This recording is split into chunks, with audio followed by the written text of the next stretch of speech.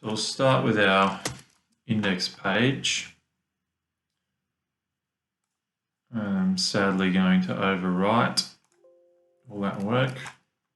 That's okay. All right, so let's get our framework for this page from reports. I'm going to copy and paste everything, save it. Then I'm going to sort it out. You don't have to be a staff member to land on the index page, so delete that. That all looks good. We do have a link to the cart page here. Don't we? What am I doing? View cart. I think I did. All right. Do we need that? No. Let's just delete everything in the content part, content div, and start again. All right. So we need to output the products table. Let's just go to index. So that's it so far. Cool. Nothing. All good. All right. So we now need to output the contents of the products table. So we're going to need some SQL and some PHP and some HTML, and then later probably some CSS, which I would recommend doing at the end. Okay, so our SQL is going to be select all from products. We'll worry about sorting things in a bit. What we need to do next, we need to go result equals MySQLi query. And that is on connection. And that's SQL select.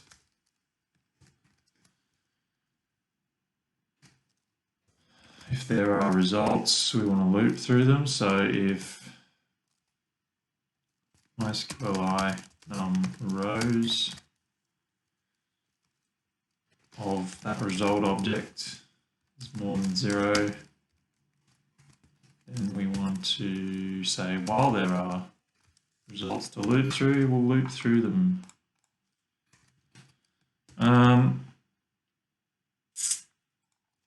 By placing them into an array. Row equals MySQLi fetch. I'm wondering why I keep looking to the left. It's because I'm looking at notes, because I can't remember all of this off the top of my head, and I wouldn't expect you to either. Okay, so there's our loop. Now in the loop we need a table, and we also need a form each loop. So we need a table each loop and a form each loop, because we need an add to cart button in each row of our results. So each loop we need an add to cart button as well. I'm doing it this way with forms. There are other ways to do this, so I'd encourage you to look at other ways of doing it if you like, but this way is fine as well. So we actually need to stop our PHP there and reopen it here. Indenting makes things easier to read, obviously. So each loop we want to form, we'll set the method to this page. We'll set the method to get, and we'll set the action to this page. Close that off, and then each form is going to have a table in it. And we'll save it and just make sure we haven't got any issues so far. Good. So obviously it's good to have an idea of your user interface before you're trying to create it. Luckily, I have an idea of this one in my head, but you might have a user interface designed already to look at and refer to. Okay, so the table needs a bit of styling. I did say I wasn't doing any styling, but I'll do a tiny bit, make it easier to look at. Solid black. Not yet. Okay. Let's put in a table row with the image placeholder, which I made. Oops. And it is, they're all my recorded videos. It's in my images folder. So I just made this blank image, I think, or I found it online somewhere. And I'll use that as a placeholder. I wouldn't expect you to spend hours and hours getting images and inserting them, because it doesn't demonstrate much beyond your skill at inserting images.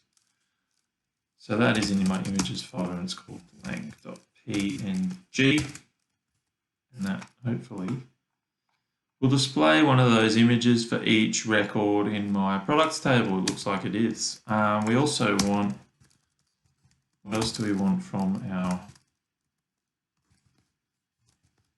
table or our SQL results? We might want the, let's echo out the product name, which is from the database, obviously. Just make sure that works. There it is. Awesome. We'll get the price as well.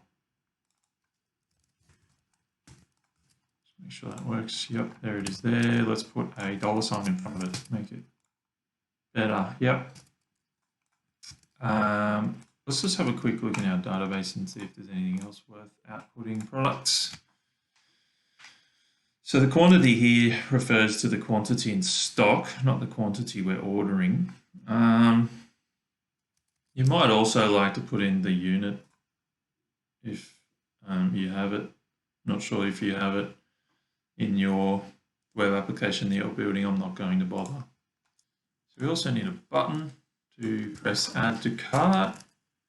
Don't need any PHP for that. We do need to have an input type, and that is equal to submit, because it's submitting a form. Name can be something like add to cart. Looks like a good name. And then value, add to cart. Well, the value is what appears on the button, obviously. There we go. That looks pretty good so far. Tell you what I'm also going to do is format the price. At the moment, it's got no decimal place or point. So I'm going to format that so it's got that number format. And our parameter is what we want to format, and then parameters and the number of decimal points. So let's see if that works. There we go. Looks a bit more like a real price. Good. Now, we also need some hidden inputs, because we need to know what row they've clicked add to cart on. So let's go hidden input is the type. Hidden. Let's call it name, hidden ID. I like to use that one, as you know. And then its value is the product ID from the products table. So we need to echo it. Some PHP. Product ID. So we can test that that actually works. And if we press add to cart, we've got hidden ID 1, which is product ID 1, 2, and so on and so forth, which is good. We also need to set a quantity that they've ordered. So by default, it'll be 1.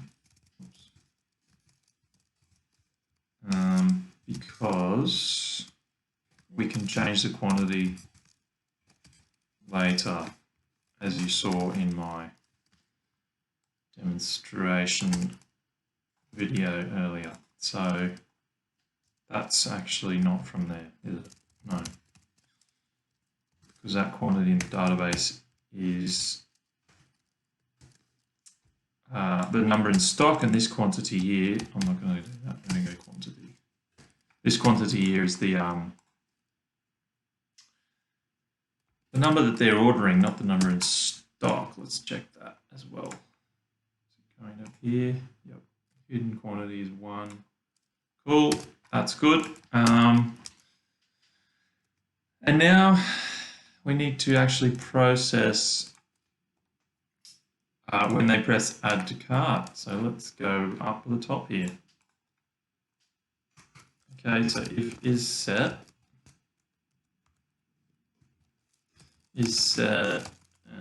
what's it called? $on request add to cart. Then we want to do a whole lot of stuff. Actually, we'll come back to that. Let's sort the results by name or price in ascending order. So we need a form to do that. So I'm going to create some space with a paragraph, then put a form in it. We don't need these line breaks, do I? Just trying to make things neater to read. Form method is equal to get, because it's not sensitive data. Action is equal to nothing. So we're on the same page. We want to say sort by, and then it's a drop-down list, which is called select. And the name is sort, I think. It's a good name. And then on change again, we want to do the other. Submit this.form.submit. That's JavaScript script, which is handy. Bit easy to read there, isn't it? Okay, option 1. I'll go disabled. Selected value. Again, value, and we'll go product name. So this has got to select it from the database. So we'll go product. No, that's wrong. Product. This is what appears on the actual list. Second one will go price from the database. You can add more, or you can do ascending and stuff like that. If you like, as I said earlier, if you can do this far, you should be able to do that reasonably easily. All right, so now we need to actually process what they've done on our drop-down list. So let's go if is set also on request, the sort form has been submitted, and we want to go create a variable called selected, which we're going to use to insert into our query. And selected is equal to that. What's selected? Obviously.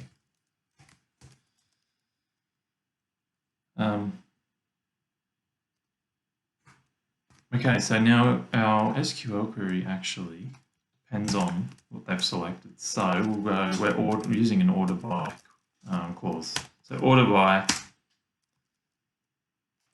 selected. So in other words, order by product name or price, and we'll go ascending order.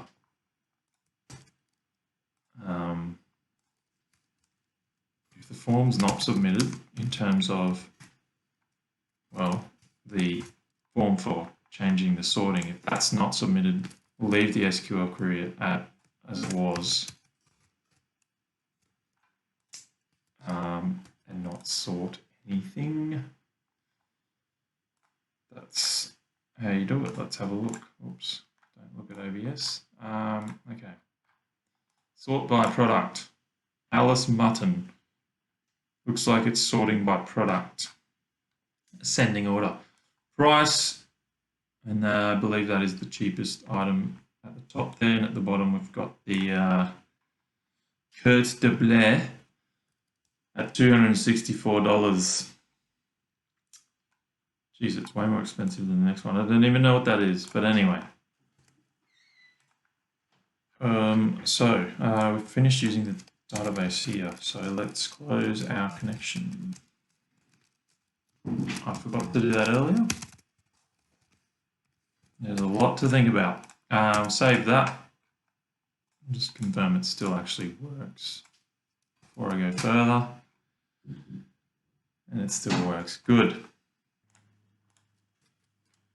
So let's go back to where we were with the add to cart. So if the user presses add to cart, it submits a form. Okay.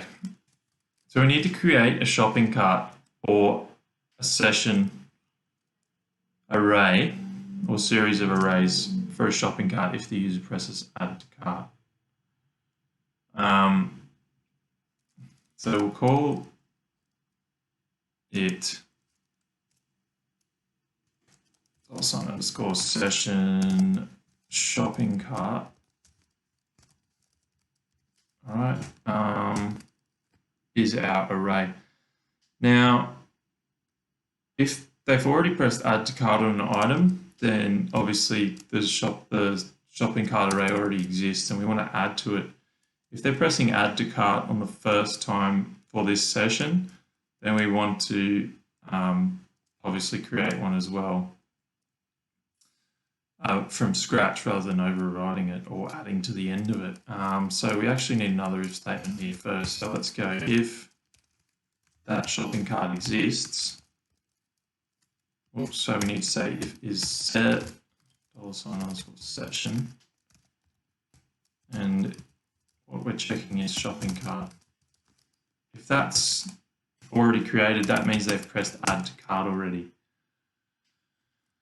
And then we need to do quite a number of things in here, which might be confusing, but it's all right. If it's not already created, we also want to do some things. We want to actually create it. So let's put some comments in. User clicks add to cart. Shopping cart already created. Oops. And in this case, shopping cart not created yet. All right, so let's start with when they press add to cart for the first time, which sequentially is what happens first. So what we'll do is we'll create an array of items. Well, not an array of items, but an array that stores information about the product that they've pressed add to cart on. So let's go product array is a good name for it because it is an array about that particular product. It's going to be an associative array.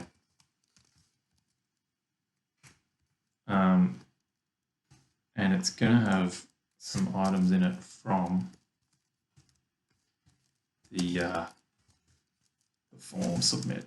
So product ID is based on what? It's based on the hidden ID that gets created when we press add to cart down here. So you need this product ID, I imagine. So that's equal to $request hidden ID, isn't it? So that's an array item, so that needs a comma. We also want the product name to go into this product array, associative array. And that's based on the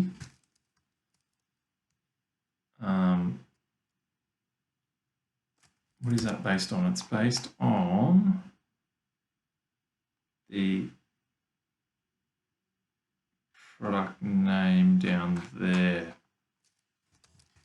Is that going to work? Let's just leave it at that and test that. To test that, let's just go print _r and we'll go product array. and just see what happens, shall we? Probably not going to work. Let's see. Undefined index product name. So that's not actually working. So I'm going to fix that. That's because we haven't actually stored the product name when the form submits. We've echoed the product name into our table, but which is in a form, but we haven't said get that. So we might actually need to get some more details here. Let's get the hidden name. I'll go product name. There's probably another way to do this, but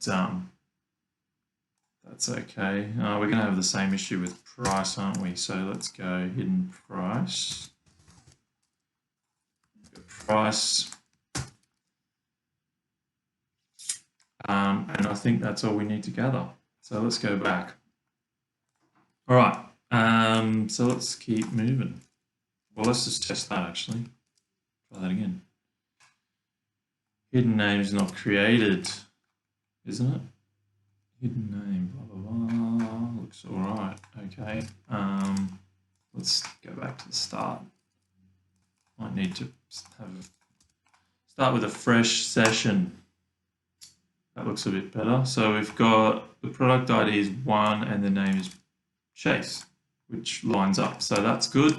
That's working so far. So let's add in the price into our associative array.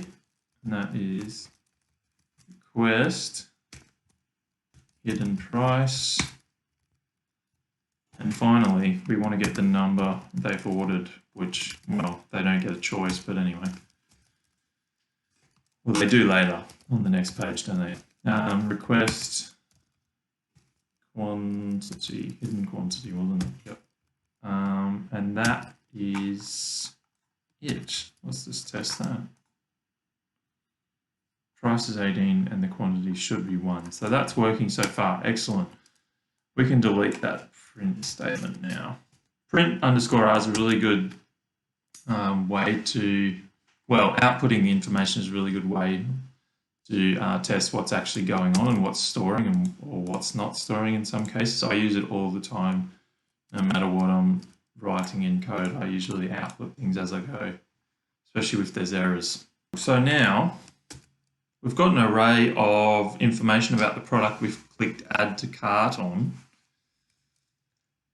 but we haven't put that in the session. So let's create our shopping cart. We've got items to put in it, but no cart to put them in. So let's go session shopping cart. And if the shopping cart hasn't been created, then we're putting this first array in position 0. Because remember, it's numeric index, and we're putting the products array or product array there in position 0. And now let's just make sure that works by going print R. Paste. No, not paste. Paste this. What's in our shopping cart?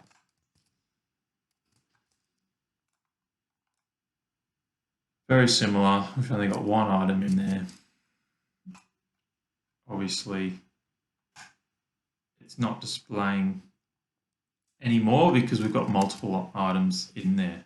Well, we don't, but this already has something in it, so it's not going to display. So now we need to tackle the case where there's already a shopping cart being created, which is a little more tricky. So there's already a shopping cart created. Let's get rid of that.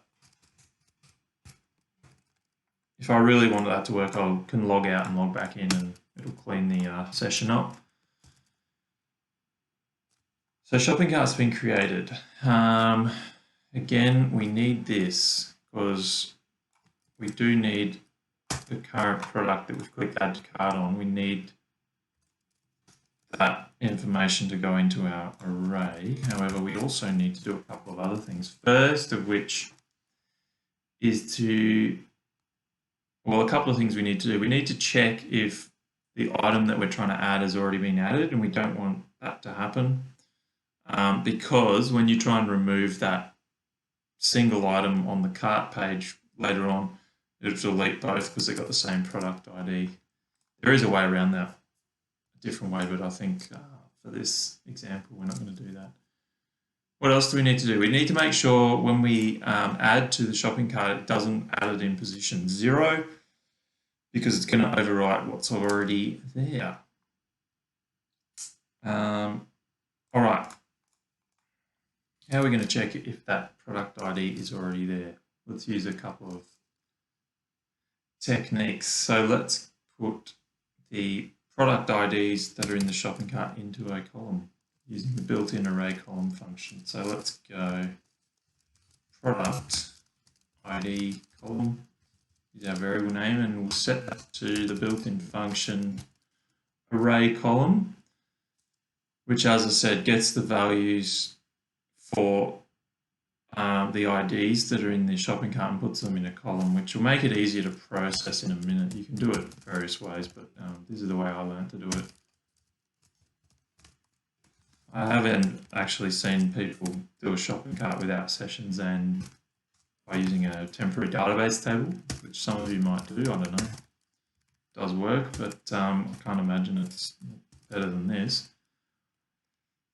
I'm going to put a comment there just so it explains a little better. So get the values from the product ID column in shopping cart array, which is for our if statement, which is coming up, which is checking if that product ID already exists. So we're using another built-in function here. So we're going to say if not already in array, and what is not already in the array is that product ID in the product IDs column. Because that product ID might appear in the array because it's just going to be a number, and if there's a price in the array, it might match up. So we've got to actually say the current item that we're trying to add, so the hidden ID of that, if that is in this bunch of columns, or this column with all the bunch of product IDs, then, or if it's not in there, sorry, then we want to proceed. So that actually needs to be under there. Oops. Let's go here. No. There. No. Control curly brace right does that indent. Then essentially we want to get the information for the current hidden ID, and then we want to place it in, do that. But there's already an item in position 0. So we can't put it in position 0. So what we can do, a way around that, is to count the number of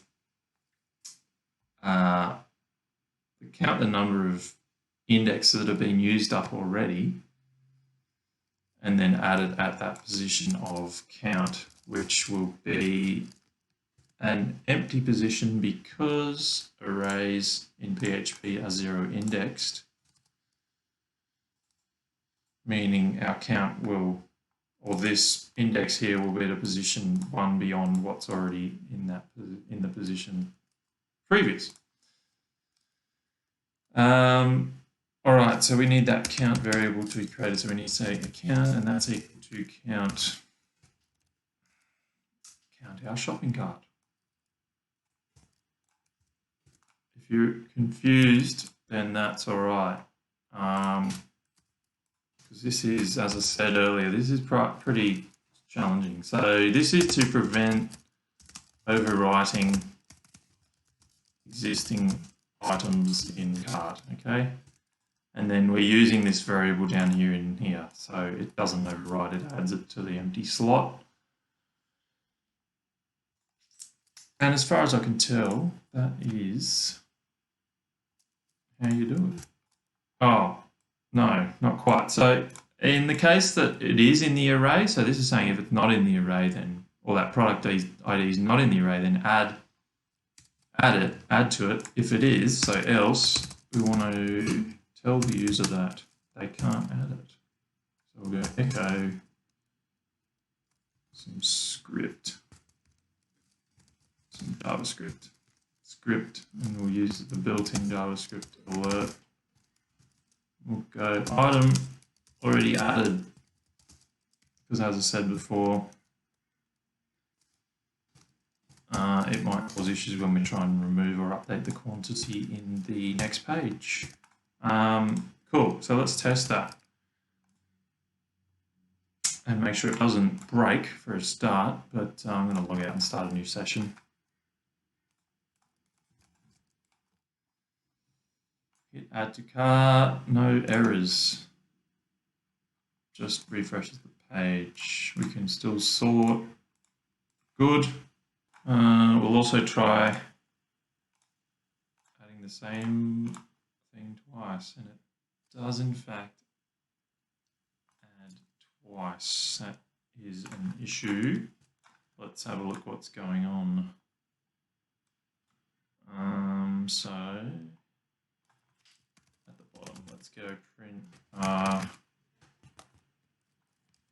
No, not that. Let's print everything in the shopping cart and just have a look what's happening. Ooh, so we've added the chase a number of times. So that is not actually working, that code. All right, let's have a look why that might be the case. Product ID column. Interesting. All right, I found it. I didn't use array column here. I imagine that's the issue. Also, just going to chuck in a couple of comments here. So the product selected, or the product we're trying to add, not already in shopping cart. It's not already in your shopping cart with all the toilet paper because we're in a lockdown. So add item to shopping cart at position of count in the shopping cart, which is the last position, which means we're not overwriting. Good. So let's give that a test. Logging in. Trying to add the same item twice. We've got an undefined index shopping cart. That's because I'm trying to output what's in the shopping cart down here when it hasn't been created. That's all right. So we've added the chase. Let's try and add it again, and then we get a JavaScript alert saying item already added. We should probably say exclamation mark to emphasize that you can't do that. Item already added, good. Let's try adding another one, and it adds successfully. So it all looks like it's working so far. It's obviously important that we're storing what's in the shopping cart in the session array, because we need to access it on subsequent pages like the cart page, which we'll do next, which is used for inserting what we're ordering into the database, stuff like that. Also, if you're not aware, an associative array is a little different to a numeric index array, or the one we've probably used a lot more. So an associative array is all about keys and values. So for example, in this product array, which is full of information about the product we've clicked add to cart on, our keys, product ID, product name, price, and quantity, have an associated value with them, which we get from the form when we press add to cart on that item. Accessing what's in that associative array is pretty simple. So you're using a combination, well, in this particular shopping cart using a combination of a position, a numeric position in our shopping cart, but then you can use a non-numeric position or a string position such as product name, because it's an associative array, and product name being the key, we can actually get that. Oops. And you can see there we get Chase, which is the first product. So if I want the other one, for example, I can go to our second array, second item, and we'll get Chang, which is our second item in our shopping cart. See you in the next one.